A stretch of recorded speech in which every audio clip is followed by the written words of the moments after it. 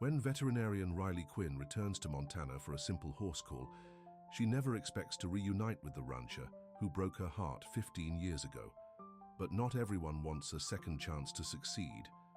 Before we get into the story, comment below where in the world you're watching from today. The Montana sun beat down on Riley Quinn's face as she drove her dusty truck down the long gravel road.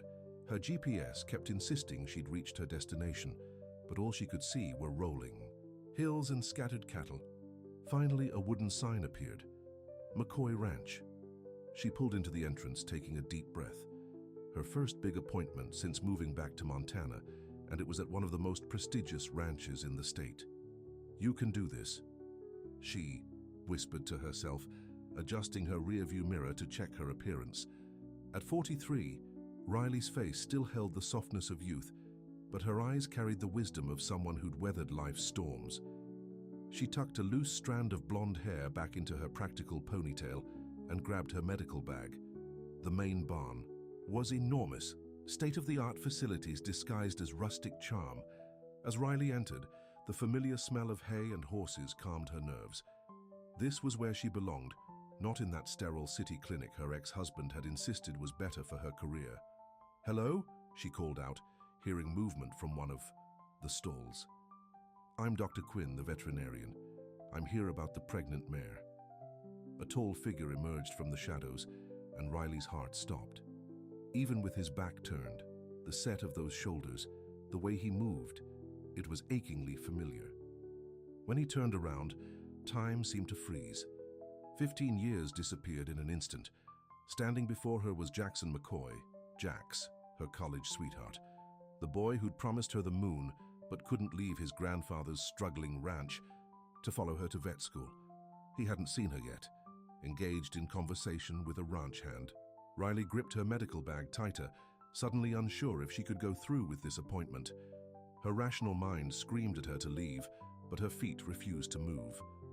When Jax finally looked up and saw her, his expression shifted through a series of emotions: surprise, disbelief, and something else Riley couldn't quite name. He dismissed the ranch hand with a nod and slowly walked toward her. "You're the new vet?" he asked, his voice deeper than she remembered, but with the same Western drawl that used to make her heart race. Riley nodded, trying to maintain her professionalism. "Dr. Riley Quinn. I was told to ask for the owner. I didn't realize it was you." Jax's lips curved into a half smile. "Didn't expect the boy from the feed store to turn into this, huh?" The tension between them was electric. For a moment, Riley almost forgot why she was there, lost in memories of stolen kisses behind the university stables and promises whispered under starlit skies. "You look good, Riley," Jax said, his eyes taking in every detail of her face. "Real good." Riley cleared her throat. "I'm here to check on your mare. The receptionist mentioned she might be having complications." Jax nodded, seemingly grateful for the shift to safer territory. "Midnight. She's our champion broodmare, been acting strange since yesterday." As they walked side by side to the mare's stall, Riley was acutely aware of how different Jax looked now. Gone was the lanky college boy with dreams bigger than his wallet. In his place stood a confident man whose presence commanded respect. His face was more weathered, with crinkles around his eyes that suggested he smiled often. His hands, once smooth save for a few calluses, now bore the marks of years of hard work. "This place is impressive," Riley said, glancing around the immaculate barn. "Your grandfather would be proud." Jax's face softened at the mention of his grandfather. "He didn't live to see most of it, past the year after you left for school." The unspoken hung heavy between them. After she left, after their calls became less frequent, after his letters stopped coming.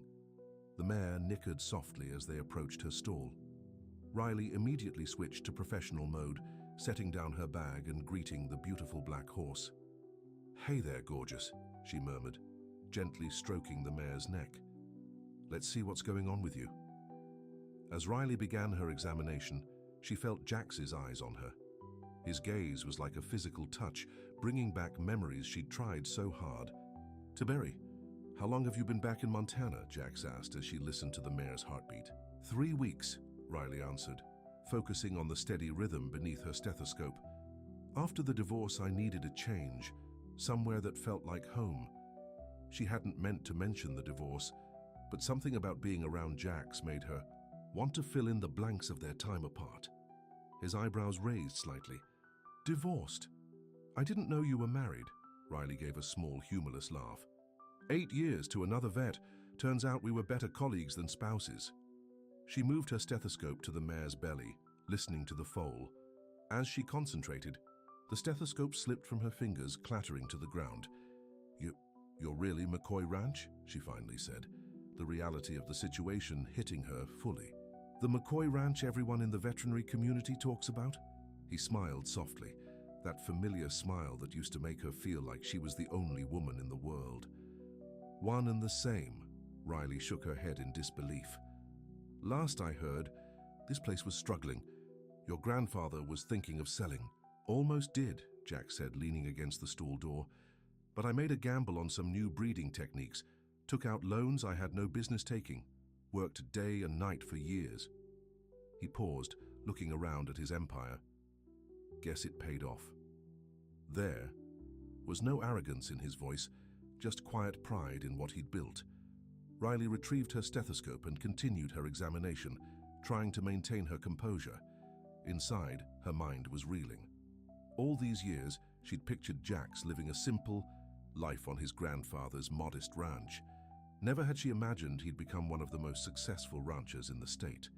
The foal's heartbeat is strong, she said, changing the subject. But midnight seems uncomfortable. I'd like to do an ultrasound to make sure everything's positioned correctly. Jax nodded, immediately calling for a ranch hand to bring the portable ultrasound machine. The efficiency of his operation impressed Riley. Most ranches she'd worked at didn't have such equipment on site. As they waited, an elegant woman in expensive riding boots strode into the barn, her displeasure evident on her perfectly made-up face. Jax, you missed our lunch meeting, she said, barely acknowledging Riley's presence.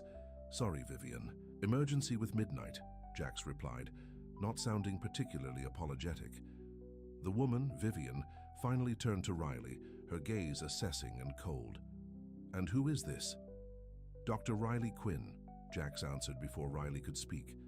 An old friend, and our new vet. Vivian's smile didn't reach her eyes. How convenient. Well, Dr. Quinn, I hope you can resolve Midnight's issues quickly. She represents a significant investment.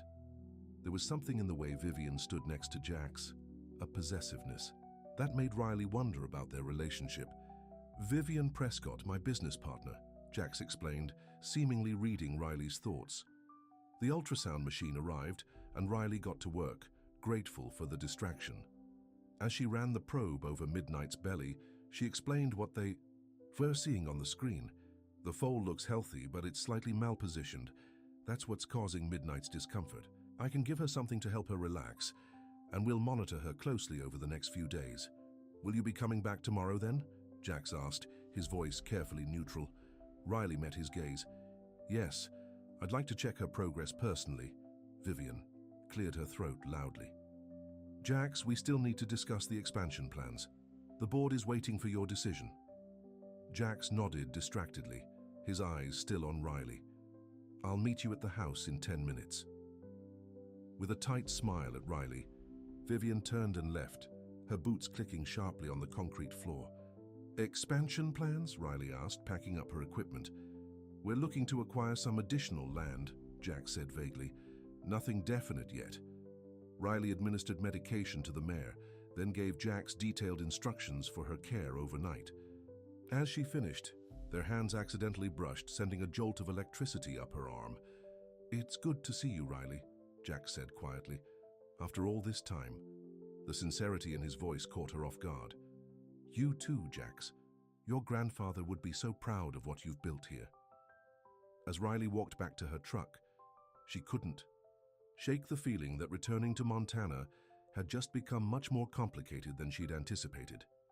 The past she'd tried so hard to leave behind was suddenly standing right in front of her, looking at her with eyes that still seemed to see straight into her soul. That night, as Riley sat on the porch of her small rented cabin, she pulled out an old shoebox she hadn't opened in years. Inside were the memories she'd never quite been able to throw away. Photos of her and Jax at college rodeos, ticket stubs from country concerts, and a handful of letters tied with a faded ribbon. She ran her fingers over his handwriting, remembering how those letters had eventually stopped coming. By then, she'd been too proud to ask why, too hurt to admit how much she missed him. Her phone rang, startling her. An unknown local number. "Dr. Quinn," she answered professionally. "Riley." Jax's voice was unmistakable. "Midnight seems restless. I know it's late, but could you come take another look?" She should say no. She should refer him to the emergency service. Instead, she found herself saying, "I'll be there in 20 minutes, as..." She hung up. Riley stared at the open box of memories. Whatever had ended between them 15 years ago, it seemed fate wasn't done with them yet. Meanwhile, at McCoy Ranch, Jax put down the phone and looked out over his empire. He'd built all of this, 10,000 acres of prime Montana land, championship, cattle, the most exclusive breeding program west of the Rockies. Yet seeing Riley again made him realize what was missing. He'd let her go once. He wasn't sure he had the strength to do it again. In the shadows of the hallway, Vivian watched Jax with narrowed eyes. She'd worked too hard, planned too carefully to let some old flame ruin everything. The expansion deal was nearly complete, the deal that would finally give her the control she craved over McCoy Ranch. No hometown veterinarian was going to get in her way, not when she was so close to having it all. The headlights of Riley's truck cut through the darkness as she drove back. To McCoy Ranch. Her mind raced faster than her vehicle on the empty country road. Why had she agreed to come out this late? Any other rancher, any other horse, she would have directed them to the emergency service. But this wasn't any rancher. This was Jax. The ranch looked different at night. The massive main house lit up on the hill, the barn glowing warmly in the distance. As Riley parked, she saw Jax waiting for her, a silhouette against the barn door. He still had that habit of chewing on a toothpick when he was nervous, she noticed. Some things never changed. "Thanks for coming," he said, his voice soft in the night air. "Of course, how's midnight?" Riley asked, all business as she grabbed her medical bag. "Settled down about 10 minutes after I called you," Jax admitted, looking slightly embarrassed. "I probably overreacted." Riley raised an eyebrow. "You called me out here at 10 o'clock at night for a false alarm?" "I'm sorry," he said, and she could tell he meant it. "First time foal for midnight, she's special," Riley sighed. "Well, since I'm here, I might as well check on her." They walked side by side to the barn, their shoulders occasionally brushing. The familiar scent of Jax's cologne, a mix of sandalwood and something uniquely him, brought back a flood of memories Riley wasn't prepared for. "How's your mom?" she asked, desperate for safe conversation. "Remarried 5 years ago. Lives in Arizona now. Happier than I've ever seen her," Jax replied. "That's good. She deserves happiness after losing your dad so young." The mare was, indeed, calm when they reached her stall, munching contentedly on hay. Riley performed a quick check anyway, confirming that everything was normal. "She's fine," Riley announced, closing her bag. "The medication is working, and the foal's position has already improved." Jax nodded, leaning against the stall door. "You want some coffee before you head back? It's the least I can offer for dragging you out here." Every logical part of Riley's brain told her to decline, to maintain professional boundaries, to protect her heart. But 15 years of wondering what if made her nod instead. Coffee would be nice. They walked to the main house, a sprawling ranch-style mansion that put Riley's tiny rental cabin to shame. Inside, the decor was a perfect blend of luxury and Western charm, leather sofas, authentic artwork, and large windows showcasing the stunning Montana landscape even in the darkness. "This is beautiful," Riley said, taking it all in. "Too big. For just me," Jax replied, leading her to the kitchen. "But Granddad always said to build for the future, not just for today." As he made coffee, Riley noticed framed photos on the wall, Jax with various celebrities, politicians, and business leaders. The boy from the feed store had indeed become someone important. "So," Jax said, handing her a steaming mug, "tell me about these past 15 years, the abbreviated version." Riley smiled despite herself. "Vet school, marriage to my classmate David, practice in Chicago, divorce. And now, back to Montana to..." "Start over. Why Montana?" Jax asked, his eyes intense. You could practice anywhere. Riley took a sip of coffee, buying time. The truth was complicated. I missed the mountains, the space, the people. The people, he echoed, a hint of hope in his voice. People who value hard work and honesty, she clarified. In Chicago, everything felt performative. Jax nodded, understanding in his eyes. And what about kids? Did you and David? No, Riley said quickly. We were both too focused on our careers. By the time we started talking about it, things were already falling apart. She paused, then turned the question back to him. What about you? Never married? Never found the right woman, Jax said simply, his gaze making it clear what he meant. The air between them grew thick with unspoken words. Riley set down her mug, needing distance. I should go. It's late, and I have early appointments tomorrow. Jax walked her to the door, their footsteps echoing in the large house. At the entrance, he hesitated. Riley, seeing you again. It stirred up a lot of old feelings. Her heart hammered in her chest. Jax, we're not college kids anymore. We've both changed. Have we? He challenged gently. Because when I look at you, I still see the woman who knew me before all this. He gestured to the house around them. The woman who loved me when all I had were dreams and my grandfather's struggling ranch. Riley looked away, unable to bear the intensity in his eyes. Good night, Jax. As she drove away, tears blurred her vision. The past was rushing back with a vengeance, and Riley wasn't sure her heart could take it. The next morning, Riley arrived at the Wildlife Rehabilitation Center on the outskirts of town. Volunteering here had been her way of reconnecting with the community since moving back. The modest facility cared for injured wild animals before releasing them back into nature. Morning, Dr. Quinn, called Maggie, the elderly woman who ran the center. Could use your help with the young eagle we got in yesterday. Riley spent the next hour examining the injured bird, finding comfort in the simple act of healing. This was where she belonged, helping animals, making a difference. We got some troubling news, Maggie said as they wrapped up the treatment. Rumors about some big land development threatening the center. Riley frowned. What kind of development? Not sure yet. But word is, someone's buying up all the land around us. If they cut off our access to the release zones. Maggie trailed off, worry etched on her face. A sinking feeling formed in Riley's stomach as she remembered Vivian's words about expansion plans. Surely Jax wouldn't be involved in something that would harm the rehabilitation center. Later that day, Riley returned to McCoy Ranch for midnight's follow-up. She found Jax in the office attached to the barn, surrounded by maps and documents. When he saw her, he quickly rolled up the papers. Riley, you're early. Is everything okay with Midnight? She asked, noticing his distracted demeanor. She's good. In the back paddock getting some sun. He hesitated, then added, Look, about last night. It's fine. Riley cut him off. We're adults. We have history. It doesn't have to be awkward. Jax smiled, some of the tension leaving his shoulders. Still practical as ever. As they walked to check on Midnight, Riley decided to broach the subject that had been bothering her. I heard rumors about a land development project, someone buying up property around the wildlife center. Jax's step faltered slightly. Where did you hear that? Maggie at the center mentioned it. I volunteer there, Riley explained, watching his reaction carefully. Before Jax could respond, Vivian appeared, dressed impeccably as before. She assessed Riley with cool eyes. Dr. Quinn, back again so soon? Just checking on Midnight, Riley replied evenly. Jax, we need to finalize those papers today, Vivian said, ignoring Riley's presence.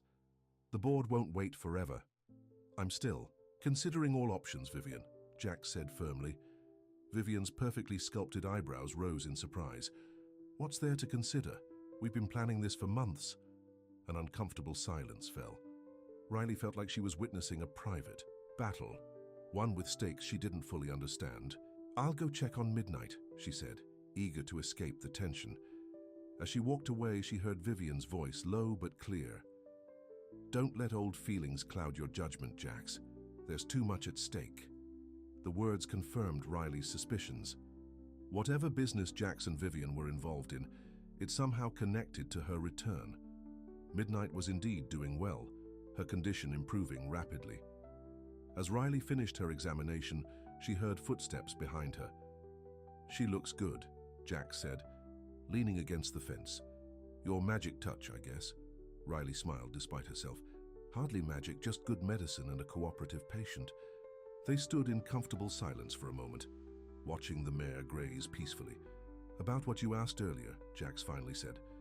"Yes, we're looking to expand the ranch, but I didn't know the wildlife center would be affected. I'm going to look into alternatives." Relief washed over Riley. "Thank you, that place is doing important work.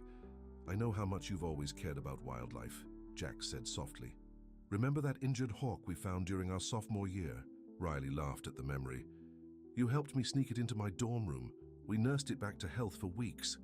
Got us both in trouble with the RA," Jax added, his eyes crinkling with amusement. "Worth it though," Riley said. "When we released it, watching it fly away. That was the first time I knew I was in love with you," Jax admitted quietly. "Seeing your face when that hawk took flight." The confession hung in the air between them. Riley's heart raced, but fear kept her silent.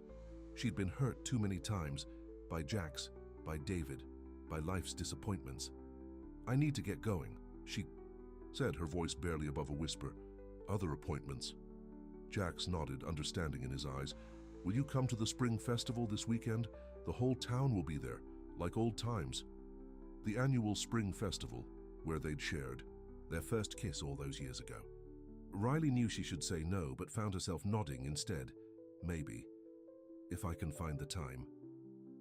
As Riley drove away from the ranch, her mind was a whirlwind of emotions. The past and present were colliding in ways she never expected. And at the center of it all was Jax McCoy, the man she'd never quite managed to forget. That evening, as Riley sat on her porch watching the sunset, her phone rang. Expecting it to be Jax, she was surprised to see David's name on the screen. Riley, her ex-husband's voice was as smooth as ever. "How's rural Montana treating you?" "It's good, David. Why are you calling?" "The practice is struggling without you. Patients keep asking for Dr. Quinn." He paused. "I miss you." Riley closed her eyes, suddenly tired. "We've been through this. The divorce is final. I'm not coming back to Chicago." "Is there someone else?" David asked, his voice tight. "Is that why you're suddenly so attached to staying in the middle of nowhere?" The image of Jax flashed in Riley's mind, but she pushed it away. "No, this is about me, not anyone else. I'm building a life here, a life I want." After hanging up, Riley stared at the darkening sky. Was she really building a new life? Or was she just running back to the past? Meanwhile, at McCoy Ranch, Jack sat in his office staring at the expansion plans spread across his desk. The deal would nearly double his property, cementing his status as one of the largest landowners in the state. But the wildlife center would be cut off from its release zones, potentially forcing it to close. Before seeing Riley again, the decision would have been simple. Business was business. But now, "You're actually reconsidering, aren't you?" Vivian's voice came from the doorway. She entered without invitation, her heels clicking on the hardwood floor. "There might be alternatives, ways to expand without affecting the center," Jax replied. Vivian laughed, the sound lacking warmth. "This is about her, the vet, your college, sweetheart." "This is about doing what's right," Jax countered. "I've worked too hard to let some old flame derail everything," Vivian said, leaning over the desk. "Remember, I own 30% of this ranch. My father's investment saved you when the banks wouldn't touch you." "I haven't forgotten," Jax said, his voice hardening, "but I still own controlling interest. The final decision is mine." Vivian's eyes narrowed. "For now. But things can change, Jax. Remember that." After she left, Jax pulled out an old photo from his desk drawer. Him and Riley at their college graduation, her face radiant with dreams of vet school, his eyes filled with love and the burden of his grandfather's failing health. They'd made plans that day. Long distance wouldn't be easy, they knew, but they would make it work. Weekly calls, letters, visits whenever possible. For a while they had kept their promises. But then his grandfather's health worsened. The ranch began failing. Riley's studies grew more demanding. The calls became less frequent, the letters shorter. Until one day, Jax mailed a letter pouring his heart out, asking Riley to come home for Christmas to talk about their future. The letter came back stamped, "Return to sender." He'd called her dorm only to be told she'd moved out, left no forwarding address. Pride had kept him from trying harder to find her. Pride and hurt, and the crushing responsibility of saving his family's legacy. Now, 15 years later, fate had given them another chance. And Jax wasn't about to let it slip away again. In town, Vivian sat in her car outside the local diner, making a phone call. "I need everything you can find on Dr. Riley Quinn," she said into the phone, "especially anything from her time in Chicago. Malpractice issues, patient complaints, personal scandals, anything that might discredit her."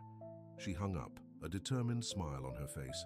The McCoy Ranch expansion was too important to let some veterinarian with a pretty smile ruin everything. Jax would thank her later, once Riley Quinn was out of the picture for good. The Spring Festival was just days away. For the town, it was a celebration of renewal. For Jax and Riley, it might be a second chance, or the final nail in the coffin of what might have been, and Vivian was determined to make sure it was the latter. The morning of the Spring Festival dawned bright and clear, the kind of perfect Montana day that seemed to be made for new beginnings. Riley stood in front of her closet, debating what to wear. She'd told herself a dozen times she wasn't going, yet here she was, trying on her third outfit. "This is ridiculous," she muttered to herself. "You're a grown woman, not a college girl going to meet her crush." But the butterflies in her stomach said otherwise. Seeing Jax again had awakened feelings she thought were long buried. Feelings she wasn't sure she was ready to face. Her phone buzzed with a text from Maggie at the Wildlife Center. "Good news. Anonymous donation came in this morning, enough to keep us running for a year." Riley smiled, wondering if Jax had something to do with it. The timing was too convenient to be coincidence. She finally settled on a simple sundress. Casual enough for a small-town festival, but pretty enough to make her feel confident. As she drove into town, memories flooded back. The Spring Festival had been a tradition in this county for generations. The town square transformed with booths, games, music, and enough food to feed an army. 15 years ago, at this very festival, Jax had first kissed her under the old oak tree after winning her a stuffed bear at the ring toss. They'd been inseparable after that. The festival was already in full swing when Riley arrived. Children ran between booths, couples strolled hand in hand, and the smell of barbecue and cotton candy filled the air. Riley waved to a few clients she recognized, feeling more at home than she had in years. "You came," a familiar voice said behind her. Riley turned to find Jax standing there, more handsome than had any right to be in a simple button-down shirt and jeans. "I had some free time," she said, trying to sound casual. Jax smiled, seeing through her pretense. "Want to walk around for old time's sake?" They fell into step together, stopping at various booths, chatting with townspeople. Many remembered Riley from before she left for vet school, greeting her warmly. Others knew her only as the new vet in town, but welcomed her just as enthusiastically.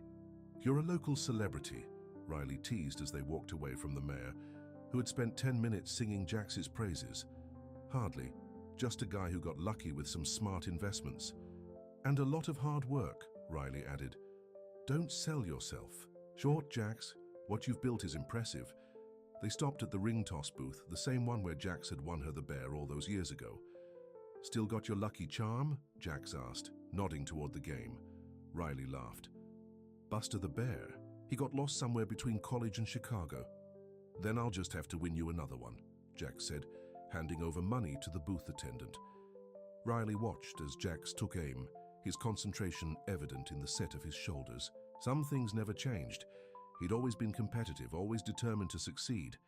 3 perfect tosses later, the attendant handed him a stuffed horse instead of a bear. "Not quite the same, but it'll do," Jax said, presenting it to Riley. With a flourish, she accepted it with a smile, feeling like a teenager again. "I'll name him McCoy Jr." They continued through the festival, stopping for BBQ and cold drinks. The conversation flowed easily, years of distance melting away as they shared stories of their lives since college. "So after the divorce, you just packed up and moved back here?" Jax asked as they sat on a bench, watching children chase each other across the grass. Riley nodded. David couldn't understand why I'd want to leave our successful practice. But success looks different to everyone. For me, it wasn't about the money or prestige. What is it about then? Jax asked, his eyes sincere. Making a difference. Helping animals that really need it, not just performing cosmetic procedures on pampered pets, Riley explained, and being somewhere that feels like home. Jax's hand found hers on the bench between them. I'm glad you came back, Riley. The electric touch of his skin against hers made Riley's heart race. Before she could respond, a shadow fell across them. Well, isn't this cozy? Vivian said, her voice dripping with false sweetness. The high school sweethearts reunited. College, Jax corrected, not letting go of Riley's hand. Riley and I met in college. Vivian's smile tightened. My mistake. Dr. Quinn, I'm surprised to see you here. I heard there was an emergency at the Wildlife Center. Riley frowned. What? I just got a text from Maggie this morning. Everything was fine. Oh, that's strange. I just overheard someone saying they needed a vet urgently, Vivian said, her expression all innocent concern. Riley immediately stood up, pulling out her phone. I should call and check. I'll come with you, Jax said, rising as well. No need for both of you to leave the festival, Vivian interjected quickly. Jax, the investors are waiting to meet you at the main tent. They flew in specially. Jax looked torn. Riley, Go, Riley said, understanding the responsibilities of running a business empire. I'll call you later. As she hurried to her truck, Riley tried Maggie's number, but it went straight to voicemail. A sense of unease crept over her. Something didn't feel right about Vivian's warning. Her suspicions were confirmed when she arrived at the Wildlife Center to find everything peaceful. Maggie was surprised to see her. Emergency? No, everything's fine. Better than fine with that donation, the older woman said. Riley's jaw tightened as understanding dawned. Vivian had deliberately separated her from Jax. But why? What was happening at the festival that Vivian didn't want her to see? Back at the festival, Jax stood uncomfortably in the main tent as Vivian introduced him to potential investors. These were the people who would finance the expansion, the deal he'd been working toward for months, yet all he could think about was Riley. And as you can see from these plans, Vivian was saying, unrolling large maps on the table, the acquisition will include all this area, giving us control of water rights and access to the eastern valleys. One of the investors pointed to a small area on the map. What about this property, the wildlife place? They'll be relocating, Vivian said smoothly. It's all been arranged. Jax's head snapped up. No, it hasn't. I told you we're looking for alternatives that won't affect the center. Vivian's smile remained fixed, but her eyes flashed a warning. Jax is being modest. The deal is practically finalized. Actually, Jax said firmly, it's not. And it won't be until we find a solution that works for everyone, including the Wildlife Center. The tension in the tent was palpable. The investors exchanged glances, clearly sensing conflict. Perhaps we should continue this discussion another time, one of them suggested diplomatically. As they filed out, Vivian turned on Jax, her carefully cultivated poise cracking. What are you doing? Do you have any idea how hard it was to get them here? I'm not letting you bulldoze over that center, Vivian, not for any amount of money. This is about her, isn't it? Your precious vet. Vivian spat. She shows up after 15 years and suddenly you're throwing away everything we've worked for. This is about doing business the right way, Jax countered. My way. If you can't accept that, maybe we need to reconsider our partnership. Vivian's face darkened. Be careful, Jax. I have ways of protecting my investment. She stormed out, leaving Jax alone with the realization that he had never really known his business partner at all. Riley, meanwhile, had returned to the festival, determined to find Jax and warn him about Vivian's deception. She searched through the crowds, growing increasingly frustrated when she couldn't find him. Looking for someone? A deep voice asked. Riley turned to find an older man watching her with kind eyes. Something about him seemed vaguely familiar. I'm looking for Jax McCoy, she admitted. The man smiled. My nephew tends to disappear when business talk gets too heavy. Try the old oak tree on the edge of the park. It was always his thinking spot. Thank you, Mr. Thomas. Bill Thomas. Jax's uncle on his mother's side, the man explained. And you must be Riley Quinn. I'd recognize you anywhere from the way he described you. Riley blushed. He talked about me. Only every time I visited after you left for school, Thomas said with a chuckle. That boy was heartbroken for years. Confusion clouded Riley's face. But he's the one who stopped writing. He's the one who moved on. Now it was Thomas's turn to look confused.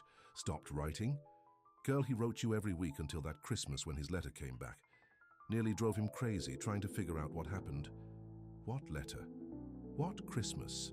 Riley asked, her heart beginning to race. The Christmas of your second year, in vet school. He sent you a letter pouring his heart out, asking you to come home for the holidays. It came back marked, "Return to sender." He tried calling, but they said you'd moved with no forwarding address. Riley's mind spun with this new information. She had moved dorms that semester after a pipe burst in her building. In the chaos of finals and the move, had she forgotten to give Jax her new address? I never got that letter, she whispered. Thomas nodded sadly. Figured as much. Too many broken hearts over simple misunderstandings in this world. Riley thanked him and headed toward the old oak tree. Her thoughts were in turmoil. For 15 years, she'd believed Jax had simply moved on, found someone else forgotten about her. She'd hardened her heart, thrown herself into her studies, eventually married a man who was safe, predictable. Everything Jax wasn't, all because of a returned letter she never knew about. She found him exactly where his uncle had predicted, sitting on a weathered bench beneath the massive oak tree. The same bench where they'd carved their initials all those years ago. Your uncle said I'd find you here, Riley said softly. Jax looked up, surprise and pleasure washing over his face. Uncle Bill has a big mouth. He told me about the letter, Riley said, sitting beside him. The one that came back. Understanding dawned in Jax's eyes. You never got it. Riley shook her head. I moved dorms that semester. There was a flood and they relocated us in a hurry. I thought... She swallowed hard. I thought you'd found someone else, that the distance was too much. Jax's laugh was hollow. And I thought you'd decided vet school was more important than us, that you'd moved on without even saying goodbye. They sat in silence, absorbing the magnitude of their misunderstanding. 15 years of separate lives, all because of a letter lost in transition. What did it say? Riley finally asked. The letter. Jax looked at her, his eyes full of emotions too complex to name. It said I loved you, that I wanted to make it work, no matter how hard the distance was, that I'd been saving every penny to come see you for Christmas.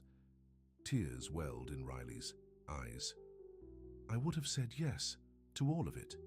Jax reached over, gently wiping a tear from her cheek. We can't get those years back, Riley. I know, she whispered. But maybe, he continued, his voice growing stronger, maybe we can start building new memories if you want to. Before Riley could respond, her phone rang. It was Maggie from the Wildlife Center, her voice frantic. Riley, you need to get back. Here, someone broke in. They've destroyed medications, equipment, everything. I'll be right there, Riley said, her heart sinking. She looked at Jax. I have to go. The center's been vandalized. Jax stood immediately. I'm coming with you. They raced to Riley's truck, the festival and their moment of reconnection left behind. As they drove, Riley filled him in on Vivian's earlier deception. She deliberately sent me away from the festival, Riley concluded. She wanted me gone while she met with those investors. Jax's expression darkened. She told them the deal with the Wildlife Center was already finalized, that they'd be relocating. You don't think she could be behind this vandalism? Riley asked, her knuckles white on the steering wheel. I don't want to believe it, Jax said grimly, but I'm starting to realize there's a lot about Vivian I never knew. The scene at the Wildlife Center was devastating. Equipment lay smashed, medications spilled across the floor, and cages stood empty, the animals released or stolen. Maggie sat on a bench outside, her face in her hands. Most of the animals are still recovering. They won't survive in the wild yet. Riley put an arm around the older woman's shoulders while Jax surveyed the damage, his expression growing darker by the minute. I'll pay for everything, he promised. New equipment, medications, whatever you need. and I'll have my ranch hands out looking for the missing animals immediately. This is my fault, Riley said, guilt washing over her. Vivian's targeting the center because of me. No, Jack said firmly. If this is Vivian's doing, it's because of me, because I wouldn't go along with her plans. He pulled out his phone. I'm calling the sheriff. As Jack stepped away to make the call, Maggie looked at Riley curiously. You two seem close. Old friends? Old everything, Riley admitted. We were in love once, before vet school, before Chicago, before life got complicated. Life is always complicated, dear, Maggie said wisely. The question is whether the love is worth fighting through the complications. Riley watched Jax as he paced, phone to his ear, already organizing search parties for the missing animals. The determined set of his jaw, the way he took charge in a crisis. He'd grown into the man she'd always known he could be. Yes, she said softly. I think it might be. Later that evening, after hours of cleaning up and searching for missing animals, Riley and Jack sat on the center's porch steps, exhausted but satisfied. They'd found most of the animals, and Jax had already ordered replacement equipment. Thank you, Riley said, leaning slightly against his shoulder. You didn't have to do all this. Yes, I did, Jax replied simply. This place matters to you, so it matters to me. In the fading light, with the smell of pine trees and the sound of nature around them, Riley felt a sense of peace she hadn't experienced in years. Despite the day's chaos, something had shifted between them. Understanding replacing old hurt, possibility replacing regret. About what you said earlier, under the oak tree, Riley began hesitantly. About building new memories. Jax turned to face her, his eyes reflecting the last golden rays of sunset. I meant it, Riley, every word. Their faces were close now, breath mingling in the cool evening air. Riley felt herself drawn toward him, 15 years of separation dissolving, in the space between heartbeats. Jax, Dr. Quinn? The sheriff's voice broke the moment as he approached, notepad in hand. I need to ask you both a few more questions. As they stood to speak with the sheriff, Jax's hand found Riley's, their fingers intertwining naturally. Whatever Vivian was planning, whatever challenges lay ahead, they would face them together this time. Across town in her elegant condo, Vivian paced back and forth, phone pressed to her ear. I don't care what it takes. Find something we can use against her, she hissed. Everyone has secrets. Dig deeper into her time in Chicago. She hung up, walking to the window to stare out at the distant lights of McCoy Ranch. She had worked too hard, sacrificed too much to let some small-town vet ruin everything. The expansion deal was her ticket to controlling interest in the ranch, and she wasn't about to let it slip away. Tomorrow, she would implement the next phase of her plan. By the time she was done, Riley Quinn would wish she'd never come back to Montana, and Jax would finally understand that business and pleasure should never mix. Morning light filtered through the windows of Riley's cabin as she sipped her coffee, mentally preparing for the day ahead. The wildlife center was still in disarray, though thanks to Jax's help, they'd managed to find most of the missing animals and begin repairs. She couldn't shake the feeling that Vivian was behind the vandalism, but without proof, there was little they could do. Her phone buzzed with a text from Jax. Meeting with the board today. Going to settle this expansion business once and for all. Dinner tonight, Riley smiled, typing back a quick yes before heading to her truck. The events of yesterday, learning about the letter that never reached her, understanding that their separation had been based on a misunderstanding rather than rejection, had shifted something fundamental in her heart. The walls she'd built around her feelings for Jax were crumbling, and she wasn't sure she wanted to stop them. At the clinic, Riley focused on her patients, pushing thoughts of Jax and Vivian aside. By mid-afternoon, she was examining a farmer's prize cow when her receptionist interrupted. Dr. Quinn, there's a man here to see you. Says it's urgent. Riley finished her examination and headed to the waiting room, surprised to find a well-dressed stranger with a briefcase. Dr. Riley Quinn? He asked, extending his hand. I'm Martin Wells, representing the State Veterinary Board. Riley's stomach dropped. The veterinary board never made unannounced visits unless there was a problem. What can I do for you, Mr. Wells? The man's expression was grim. We've received a serious complaint about your practice. Allegations of negligence leading to the death of several valuable animals. That's absurd, Riley said, shock giving way to anger. I've never lost an animal through negligence. The complaint is quite detailed, Wells replied, opening his briefcase. It references incidents from your practice in Chicago as well. Riley's mind raced. This had to be Vivian's doing. Only she would have the resources to dig into Riley's past practice. These allegations are false, Riley said firmly. My record in Chicago was spotless. You can verify that with the Illinois board. We'll be conducting a full investigation, Wells said. In the meantime, I have to inform you that there will be a hearing next week. If found guilty, you could lose your license to practice. After Wells left, Riley sat in her office, trembling with a mixture of fury and fear. Everything she'd worked for, everything she'd built was being threatened, and she had no doubt who was behind it. Her phone rang, Jack's calling. She answered, trying to keep her voice steady. Riley? Are you okay? You sound strange. I've had a visit from the veterinary board, she said, finally letting her emotions show. Someone filed a complaint against me, false allegations that could cost me my license. Vivian, Jax growled. It has to be. She's trying to run me out. Of town, Riley agreed. Without a license, I'd have no reason to stay here. She's gone too far, Jax said, his voice hard with determination. Meet me at the ranch in an hour. We need to talk. At McCoy Ranch, Riley found Jax in his office, surrounded by papers, and looking more serious than she'd ever seen him. I've been going through the company records, he explained as she sat across from him.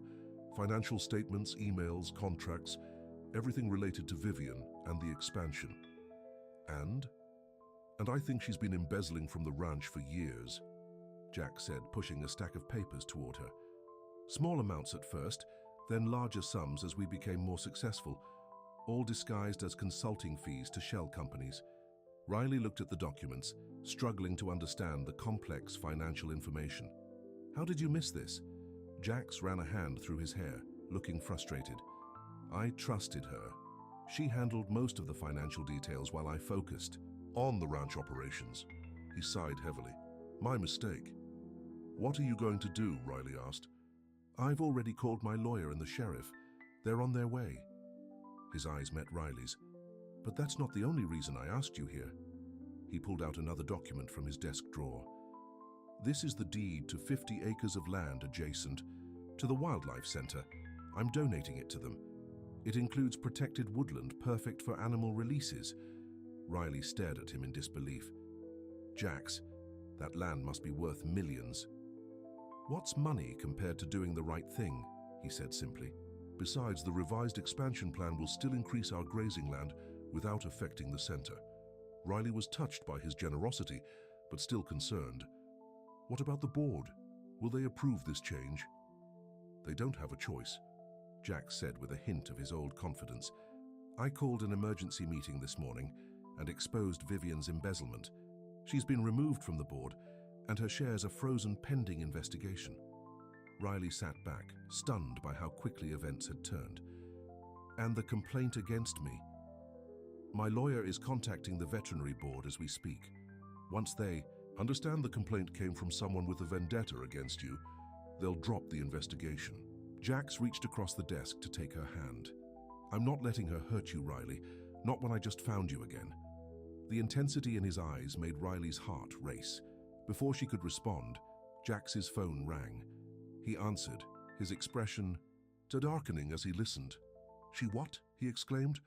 I'll be right there. He hung up, already standing. Vivian's at the barn. She's threatening midnight and her foal. They raced to the barn, finding several ranch hands standing helplessly outside while Vivian paced inside, a riding crop in her hand. Midnight and her newborn foal were cornered in a stall, the mare's eyes wide with fear. Vivian, stop this, Jax called, approaching slowly. It's over. We know about the embezzlement. Vivian turned, her perfectly composed facade cracked to reveal the desperation beneath. You have no idea what I've sacrificed for this ranch. Years of my life watching. You build an empire that should have been partly mine.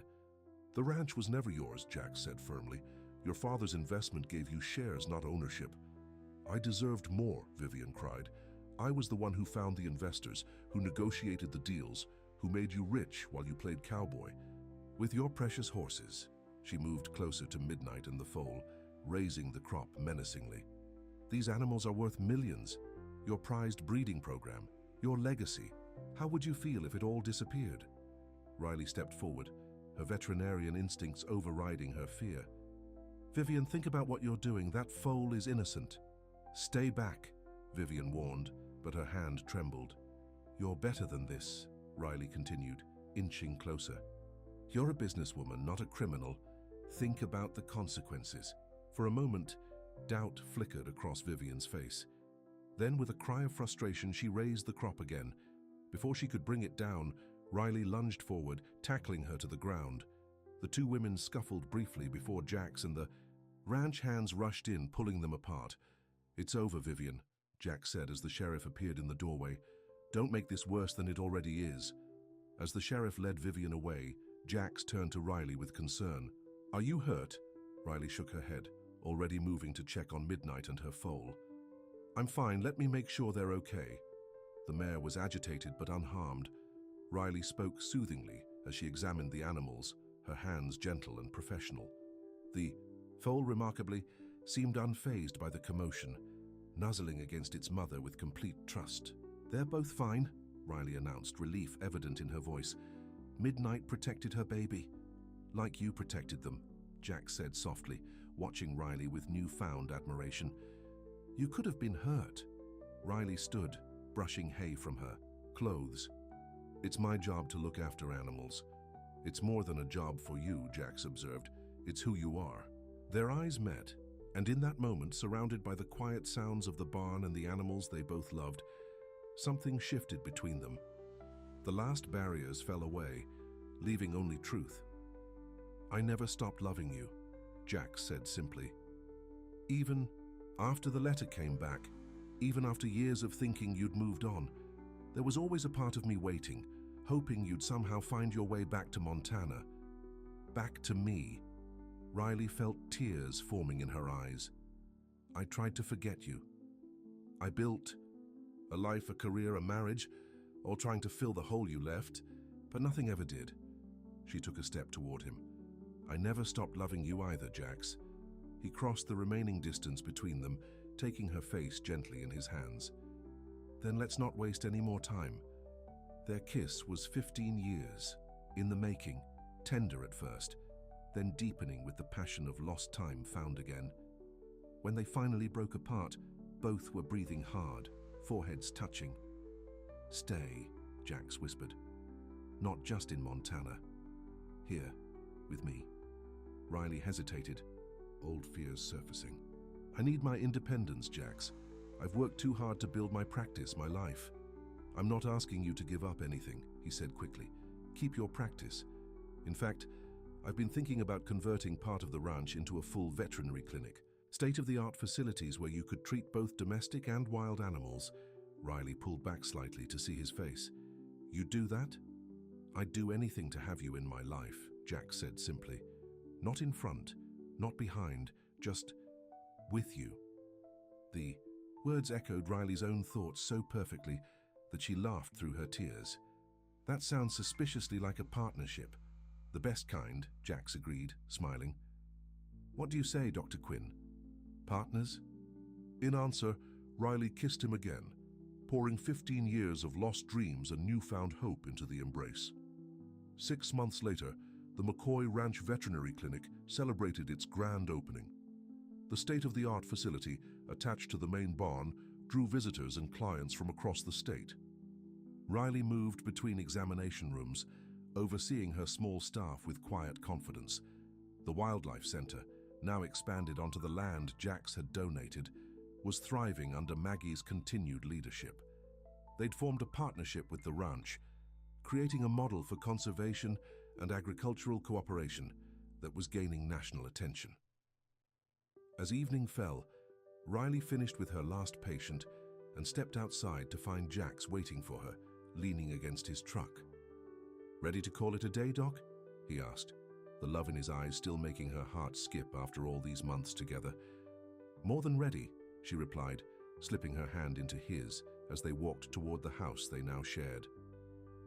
The sun was setting over the mountains, painting the Montana sky in shades of gold and purple. Riley paused to take in the view, overwhelmed with gratitude for the twist of fate that had brought her back here. To this place, to this man. "Something on your mind?"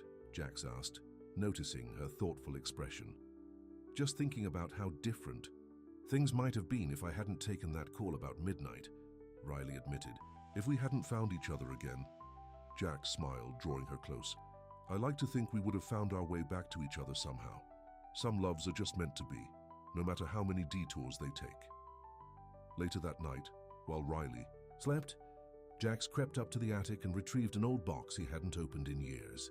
Inside, beneath faded photographs and college mementos, was a letter, yellowed with age, stamped "Return to Sender," never opened. He carried it downstairs, sitting at the kitchen table to stare at it in the moonlight. All these years, he'd kept it as a reminder of what he'd lost. Now it represented a different kind of memory, of misunderstandings cleared away, of love found again. Quietly, so as not to wake Riley, he found a pen and paper and began to write a new letter. "My dearest Riley, 15 years ago I wrote you a letter pouring out my heart, asking you to come back to me. That letter never reached you, and we lost years we can never get back. But fate has given us a second chance, and I want you to know that every day with you feels like a gift I never thought I'd have. I never stopped loving you, and now that you've come back, I'm never letting you go again. Forever yours, Jax. P.S. Check the bottom drawer of your desk at the clinic tomorrow. There's something there I think you've been waiting for." In the bottom drawer of Riley's desk at the clinic was a small velvet box. Inside, a diamond ring caught the light, simple yet elegant, exactly Riley's style. And beneath it, a note with just 7 words. "Will you choose me this time, forever?" The next morning, as Riley discovered the ring and note, tears of joy streaming down her face, Jax watched from the doorway, his heart full. She turned to him, nodding wordlessly, too overcome with emotion to speak. He slipped the ring onto her finger, sealing their second chance with a kiss that promised a lifetime of tomorrows. Outside, the Montana sun rose over McCoy Ranch, illuminating the empire Jax had built, an empire that had everything he'd ever dreamed of. And finally, the one thing money couldn't buy, the woman who had gotten away but came back to stay. The end.